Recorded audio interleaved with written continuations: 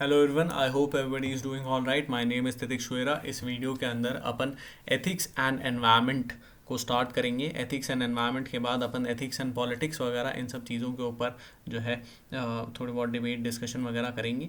इसके बाद फिर अपन देखते हैं, अगर इसी वीडियो को आगे बढ़ाएं या जो भी देखते हैं, नेक्स्ट वीडियो के अंदर अपन जो है वैल्यूज़ को स्टार्ट कर देंगे। Let's start. What is ethics, what is environmental ethics. ठीक है,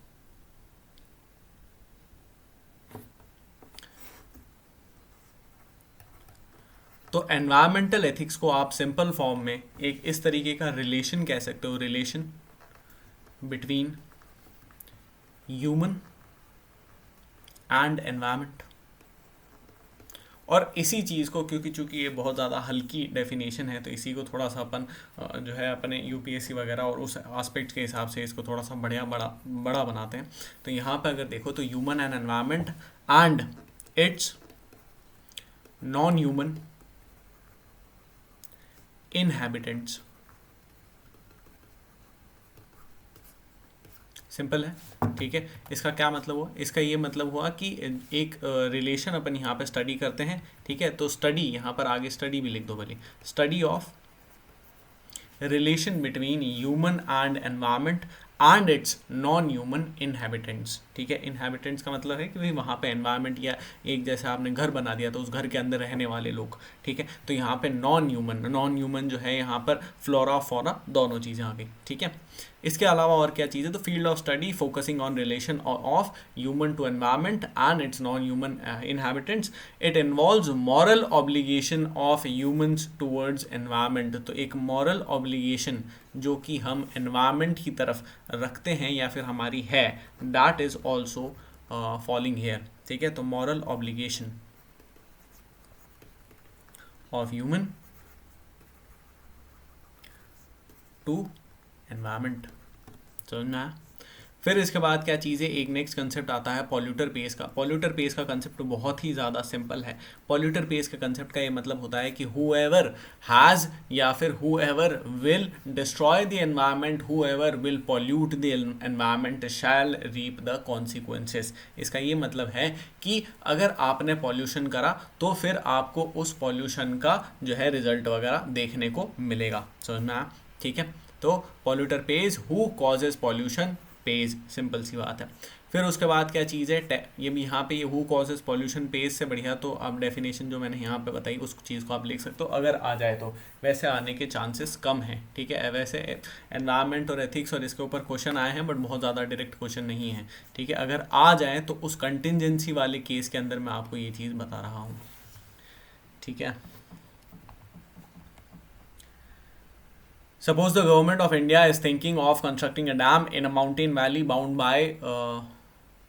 by forest and inhabited by, ये bond नहीं होता, bound होगा, ठीक है, bound by forest and inhabited by ethnic communities. What rational policy should it resort to in dealing with unforeseen contingencies? यहाँ पर देखो ये जो है थोड़ा कहीं ना कहीं केस स्टडी टाइप की टोन का एक क्वेश्चन है, ठीक है। ऐसा ही क्वेश्चन एक डिलेमा वाला भी आया था, उसके अंदर जो है डिलेमा वगैरह नॉर्मल जो क्वेश्चन होता है सेक्शन ए के जो क्वेश्चन होते हैं, कहने का मतलब है उसके अंदर पूछा गया था। बट यूजुअली अपन डिलेमा और डिलेमा से रिलेटेड सारी की सारी चीज़ें जो है वो केस स्टडीज़ के अंदर पढ़ते हैं।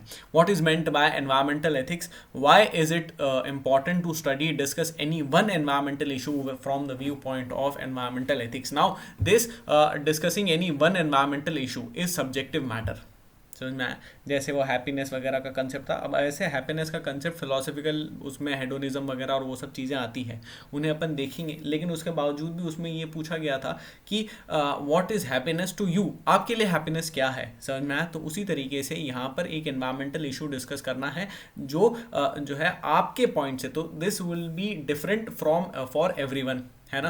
तो ये जैसे जैसे आप जो है करंट अफेयर्स वगैरह पढ़ते हैं, जैसे जैसे आप पेपर वगैरह के अंदर और जैसे जैसे आप जो भी कोई भी न्यूज़ वगैरह आती है डिफरेंट उससे आप जो है अवेयर रहते हैं, तो आप इसका आंसर निकाल सकते हैं। जैसे अभी रिसेंटली जो है केरला के अंदर लैंडफिल के अंदर फायर वगैरह लग गई थी, है ना। लैंडफिल में फायर वगैरह लगने की वजह से, उसकी वजह से जो कॉन्सिक्वेंसेस वगैरह बाहर आए थे, तो आप वो यहाँ पर लिख सकते हो। अगर जो है उससे पहले का कोई इंस्टेंस देखो तो उससे पहले के भी काफ़ी सारे, जैसे कि केदारनाथ वगैरह के अंदर जो बाढ़ वगैरह आई थी, ठीक है। उसके अलावा जो है एक दो जैसे क्लाउड बर्स्ट वगैरह के इंस्टेंसेस अपन को देखने को मिले थे वहीं पे ऊपर, है ना, उत्तराखंड वाले रीजन के अंदर। और भी ऐसे डिफरेंट डिफरेंट जो है अलग अलग हीट वेव का जैसे एक चीज़ देखने को मिली। तो what is this, this is an environmental issue. समझना है, ये हीट वेव क्या चीज़ होती है, एक्सट्रीम वेदर इवेंट्स होते हैं। एक्सट्रीम वेदर इवेंट्स को अपन कभी एनवायरमेंट के अंदर पढ़ेंगे तो it is a form of extreme weather event. समझना, तो you can pick any one and you can write, this is a fairly subjective point. समझना, लेकिन उसके अंदर ये जो एनवायरमेंटल एथिक्स क्या चीज़ होती है, तो ये this is what I just told you. समझना, तो it is a study of, what is this बताओ, स्टडी ऑफ ह्यूमन या फिर study of relation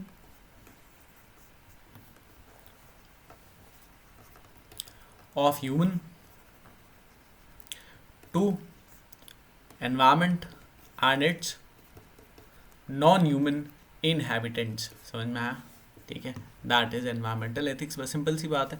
Y is important to study, तो why is important to study के अंदर various अलग अलग आस्पेक्ट्स आते हैं, जैसे कि अभी कुछ अप्रोचेस वगैरह अपन देखेंगे, और बाकी जो है इंपॉर्टेंस वगैरह के पॉइंट की अगर अपन बात करें तो इंपॉर्टेंस वगैरह पॉइंट्स के अंदर यहाँ पे जो है आप इस तरीके की चीज़ें डाल सकते हो कि भाई this gives us different perspectives के कौन कौन से पर्सपेक्टिव्स को आपको कंसिडर करना चाहिए।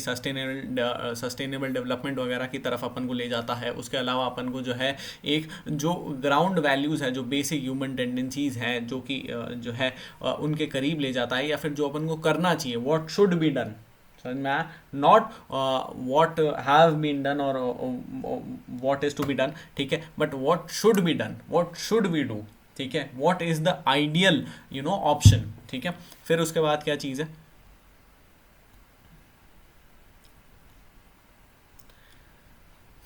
नेक्स्ट इस यहाँ पे आप टैगोर का एक जो है कोटेशन कोट कर सकते हो, अगर आपको ये याद रहे तो। वैसे मैं इसको थोड़ा थोड़ा तोड़ तोड़ के आपको एक्सप्लेन करने की कोशिश करूँगा, और याद रहे तो ठीक है, नहीं रहे तो कोई बहुत ज़्यादा लोड नहीं लेना है। Highest education is one which not only imparts knowledge but also brings about a harmony in our lives with all of existence. इसका क्या मतलब है, इसका ये मतलब है कि जो सबसे बढ़िया, जो सबसे उच्च स्तर की एजुकेशन है, हाईएस्ट का ये मतलब नहीं है कि यहाँ पे जो है 10th standard 12th standard first year second year, बल्कि जो सबसे उच्च स्तर की जो एजुकेशन है वो सिर्फ ऐसी नहीं है जो कि सिर्फ नॉलेज इम्पार्ट करे। समझ में आया, तो ये फर्स्ट पार्ट है, ठीक है।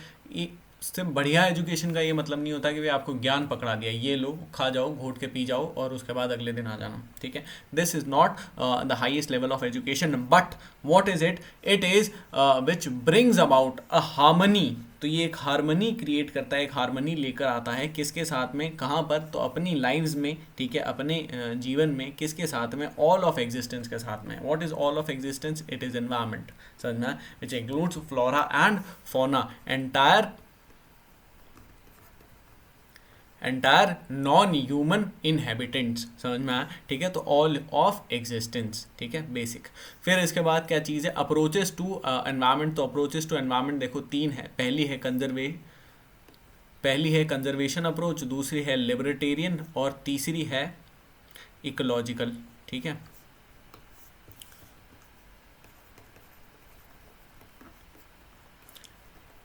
तो कंजर्वेशन या फिर कंजर्वेशनिस्ट, इस अप्रोच के अंदर क्या चीज़ है, ये अप्रोच प्राइमरीली जो है ये एंथ्रोपोसेंट्रिक है। क्या है, एंथ्रोपोसेंट्रिक। इसका ये मतलब होता है, इसका यहाँ पर जो है कंसेप्ट ये है कि we have to save environment for our own benefit. समझ में आया, अगर हमने एनवायरनमेंट को नहीं बचाया तो कल को हम नहीं बचेंगे, ठीक है। ये जो आइडिया होता है, ये आइडिया आपने सुना ही होगा, आप और मैं यूजुअली अपन इसके बारे में बात करते भी हैं, ठीक है, कि अगर अभी अपन ने एनवायरनमेंट को नहीं बचाया तो कल को हम नहीं बचेंगे। तो हमारे खुद की एग्जिस्टेंस के लिए हम जो है एनवायरनमेंट की एग्जिस्टेंस को सेव कर रहे होते हैं, लेकिन यहाँ पे हम खुद आ गए तो ये सेल्फिश एक तरीके से हो गई, एंथ्रोपोसेंट्रिक हो गई। एंथ्रोपोसेंट्रिक मतलब ह्यूमन सेंट्रिक हो गई, समझ में। हाँ, तो इसी का एग्जाम्पल है कि अगर आप जो है वाइल्ड लाइफ पार्क्स बनाते हैं या फिर नेशनल पार्क्स वगैरह बनाते हैं, वाइल्ड लाइफ सेंचुरीज बनाते हैं, सॉरी, ठीक है, तो वाइल्ड लाइफ सेंचुरीज बनाते हैं, नेशनल पार्क्स बनाते हैं, बर्ड सेंचुरीज बनाते हैं, एंड वॉट एवर। तो ये जो कंजर्वेशन की जितने भी तरीके हो गए, ठीक है, that is a part of conservationist approach to save environment for our own sake. समझ में आया, ठीक है। नेक्स्ट जो चीज़ है वो लिबर्टेरियन है। लिबर्टेरियन के अंदर क्या चीज़ है, यहाँ पर ये है कि भाई we have to save environment, we have to save environment but not for our own gain, but as every person or sorry every being on earth has equal rights, ठीक है। तो सभी के पास इक्वल राइट्स हैं, इसका ये मतलब है कि भाई ह्यूमन हो या फिर नॉन ह्यूमन हो, सभी के राइट्स इक्वल हैं and we have to respect those rights, therefore we have to save environment, समझना, ठीक है। थर्ड जो है वो इकोलॉजिकल है, इकोलॉजिकल अप्रोच। अच्छा, ये जो इकोलॉजिकल अप्रोच है ये इकोसेंट्रिक है, इसे अपन इकोसेंट्रिक कहते हैं, और लिबर्टेरियन अप्रोच को अपन बायोसेंट्रिक कहते हैं। क्या कहते हैं? बायोसेंट्रिक। इसको एंथ्रोपोसेंट्रिक कहते हैं, ये मैंने आपको बता ही दिया है। तो इकोसेंट्रिक या फिर इकोलॉजिकल अप्रोच के अंदर क्या चीज़ होती है, यहाँ पर जो है इसके ऊपर फोकस किया जाता है कि ये जो एंटायर एनवायरनमेंट है इसे in its all of being हमको सेव करना है, समझ में आया। जैसे कि अर्थ की एक कैपेसिटी है, ठीक है, उस कैपेसिटी तक तो वो जो है रिकवर वगैरह कर सकता है, वो जो है चेंजेस वगैरह जैसे अपन देखते हैं कि वह आइस एज है और उसके अलावा जो बाकी के वार्मिंग, ग्लोबल वार्मिंग वगैरह वाले पीरियड हैं वो ऑटोमेटिकली नेचुरली आते हैं, दैट इज़ ऑल राइट। अगर वो नेचुरली आए तो अर्थ जो है उनसे डील भी कर सकता है, लेकिन अगर ये इसके अंदर हम हमारा एक्सेसिव कंट्रीब्यूशन ऐड करते रहें, ठीक है, तो इसका ये मतलब नहीं है कि हम कितना भी ऐड करते रहें अर्थ उससे डील कर लेगा। तो earth has a capacity to recover but this capacity is not infinite, समझ में आया। Therefore excessive damage equals to irreversible change. इसका मतलब ये होता है कि भाई अगर एक्सेसिव डैमेज कर दिया तो इररिवर्सिबल चेंज होंगे। जैसे एग्जांपल क्या है, एग्जांपल है कि आज की तारीख में 99% जो बायोडाइवर्सिटी है अर्थ की वो ऑलरेडी विलुप्त हो चुकी है। तो जो प्रेजेंट जो बायोडाइवर्सिटी है, प्रेजेंट जितना भी फ्लोरा एंड फौना है, that is just 1% of what earth use to have, समझ में आया, ठीक है। तो अब ठीक है, अब इसके अंदर ये नहीं है कि भाई ठीक है 99% के अंदर 99% या फिर 98% अपना इंसानों का योगदान है ना, इसके अंदर से भी करीबन 30-40% ज़्यादा से ज़्यादा अपना योगदान होगा। बाकी जो है अर्थ का जो है नेचुरल उसके अंदर भी है कि जैसे डायनासोर है, तो डायनासोर अपनी एग्जिस्टेंस से बहुत पहले विलुप्त हो चुके थे, तो अपना उसके अंदर कोई रोल नहीं था कि भाई अपन ने फैक्ट्री चला के उन्हें मारा, ठीक है।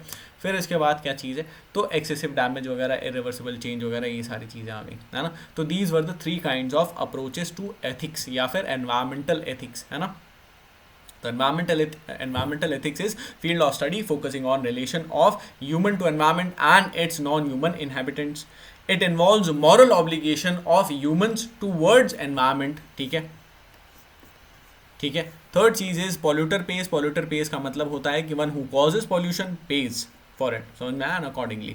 थर्ड, उसके बाद जो है नेक्स्ट अपन ने टैगोर जो है रविंद्रनाथ टैगोर, इनका एक स्टेटमेंट देखा था। स्टेटमेंट जो है, ये स्टेटमेंट को आप कोट कर सकते हो, कोई अगर एनवायरमेंटल एथिक्स के ऊपर अगर क्वेश्चन आता है तो उसके अंदर आप इस चीज़ को डाल सकते हो कि highest education is one which not only imparts knowledge but also brings out a harmony in our lives with all of existence, समझ में आया। अप्रोचेस टू एथिक्स की अगर अपन बात करें तो अप्रोचेस टू एथिक्स 3 तरीके की हो सकती है। पहली है कंजर्वेशनिस्ट अप्रोच जो कि एंथ्रोपोसेंट्रिक है, दूसरी है लिबर्टेरियन अप्रोच जो कि बायोसेंट्रिक है। यहाँ पर एंथ्रोसेंट्रिक लिख रखा है, आप एंथ्रोसेंट्रिक मत लिख देना है, तो मैं जल्दी मैं ऐसी मतलब जो है लिख देता हूँ, ठीक है। तो एंथ्रोपोसेंट्रिक है ये, ठीक है। लिबर्टेरियन अप्रोच जो बायोसेंट्रिक है, इकोलॉजिकल अप्रोच जो कि इकोसेंट्रिक है, समझ में आया, ठीक है। I hope this was clear. Next topic is ethics and politics. तो सबसे पहले दो यही बेसिक डेफिनेशन आती है कि व्हाट इज पॉलिटिकल एथिक्स, ठीक है, व्हाट इज पॉलिटिकल एथिक्स। तो देखो पॉलिटिकल एथिक्स के अंदर, अच्छा चलो इसको पहले एक बार थोड़ा सा यहाँ पे इधर से बताता हूँ, ठीक है। अब यहाँ पे थोड़ा सा ध्यान देना, दिस इज ट्रिकी पार्ट, वो वाला फिर भी थोड़ा ठीक था, ये वाला थोड़ा सा ट्रिकी है। पॉलिटिकल एथिक्स का मतलब होता है making moral judgments to guide action and methods, ये दोनों साथ में है, ठीक है। Making moral judgments to guide action and methods of decision making for public good, समझ में आया, ठीक है, this is the definition. Making moral judgments मतलब सिंपल सी बात है, मॉरल जजमेंट्स आप तभी मेक करोगे जब आपके एथिक्स वगैरह क्लियर हैं, जब आपके मॉरल्स वगैरह क्लियर हैं। सेकंड चीज़ है गाइड, आपका जो एक्शन वगैरह है, सॉरी आपका जो भी एक्ट है, आपके जो मेथड्स हैं जिनसे आप डिसीजन मेकिंग करते हो, ठीक है, वो जो है मॉरल होंगे। और ये जो डिसीजन मेकिंग होगी, ये जो एक्शंस होंगे, ये एक्शंस किसके फेवर में हैं, तो ये जो है पब्लिक गुड में है। Why? Because you are a public servant. समझ में आया भाई? एक पॉलिटिकल पर्सन, एक पॉलिटिशियन कौन है? Politician is a public servant, right? ठीक है, तो देयरफॉर मेकिंग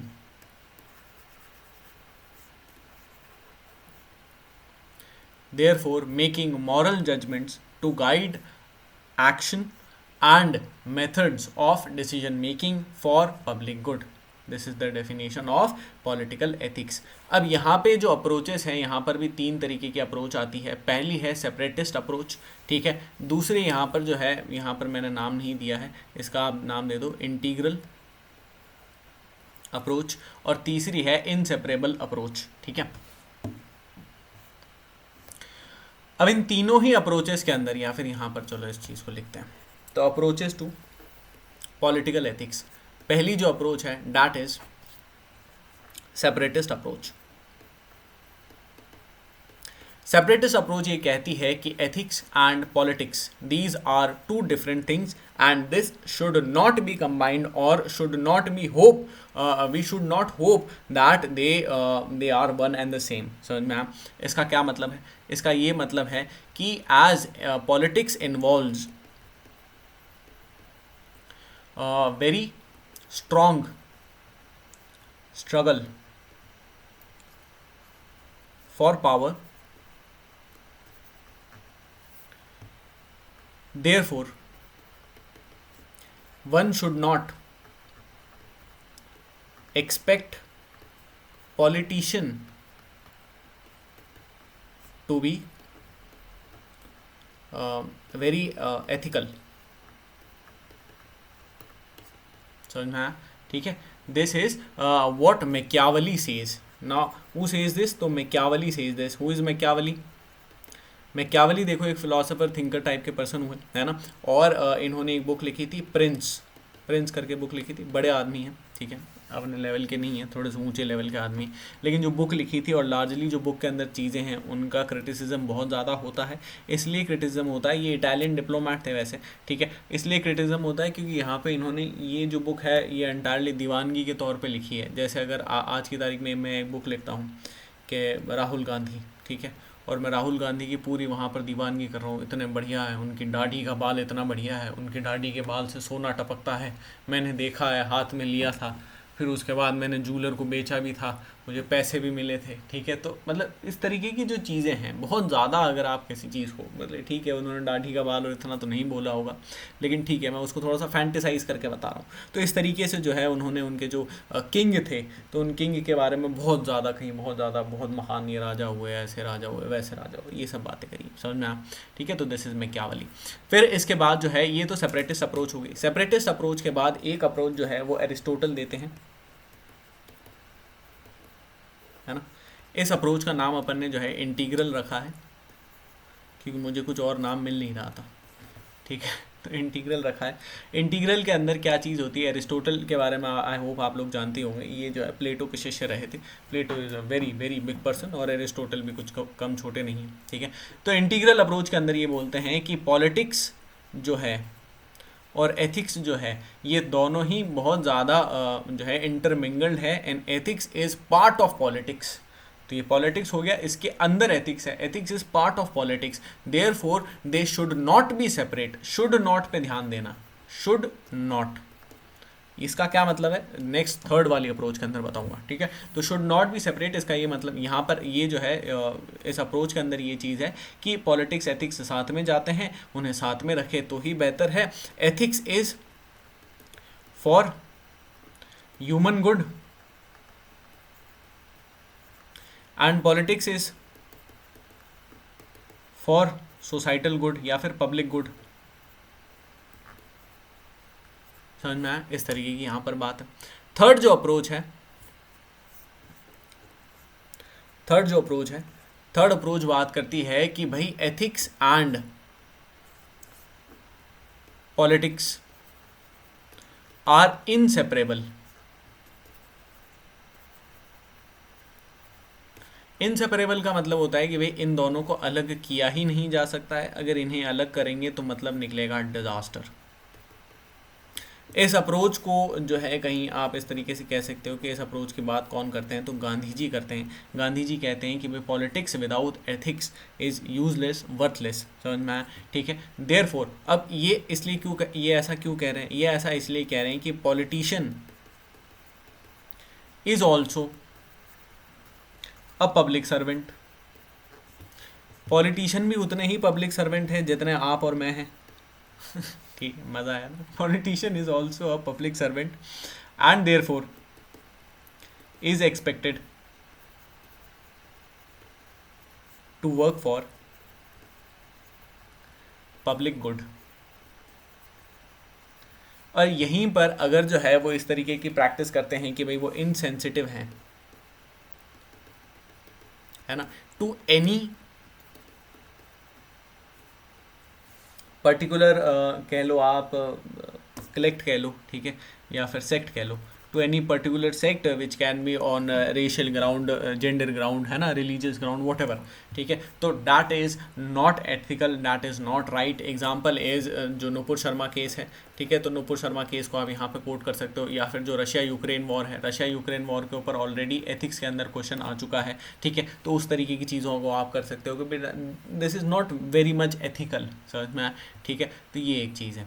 फिर इसके बाद क्या चीज़ है, तो ये these were the approaches to ethics and politics. सबसे पहली बात सेपरेटिस्ट अप्रोच देखी, जहाँ पे अपन ने देखा कि politics and ethics are separate, ये जो है अप्रोच में क्यावली ने दी थी। इसके बाद यहाँ पर जो है इन्होंने ये कहा था कि politics is a state of continuous struggle for power, therefore can not be expected to bound by ethical principles. वहीं पर इंटीग्रल अप्रोच के अंदर अपन ने देखा था कि ethics is integral part of politics, समझ में आया। ये इस अप्रोच के जो है प्रोपोनेंट या फिर इस अप्रोच का एडवोकेट कौन कर रहे हैं, तो एरिस्टोटल कर रहे हैं, है ना। Ethics examines good of individuals whereas politics examines good of state, समझ में आया, तो therefore they both are related। फिर उसके बाद क्या चीज़ है, इनसेपरेबल के अंदर अपन ने देखा कि politics without ethics equals to disaster, समझ में आया। गांधी जी इसकी बात कर रहे हैं और यहाँ पर इन्होंने कहा है कि भाई politicians are public servants, their actions should be for public good, simple, समझ में आया, ठीक है। I hope this was clear and जो वीडियो है आपको इन्फॉर्मेटिव लगा हो। अगर ये वीडियो आपको इन्फॉर्मेटिव लगा हो तो please do like, share and subscribe. And अगर आपके कुछ भी डाउट्स हैं, क्वेश्चंस हैं, क्वेरीज हैं, फीडबैक हैं, तो आप कमेंट सेक्शन के अंदर लिख सकते हैं। नेक्स्ट वीडियो के अंदर अपन वैल्यूज़ वगैरह डिस्कस करेंगे और थैंक यू।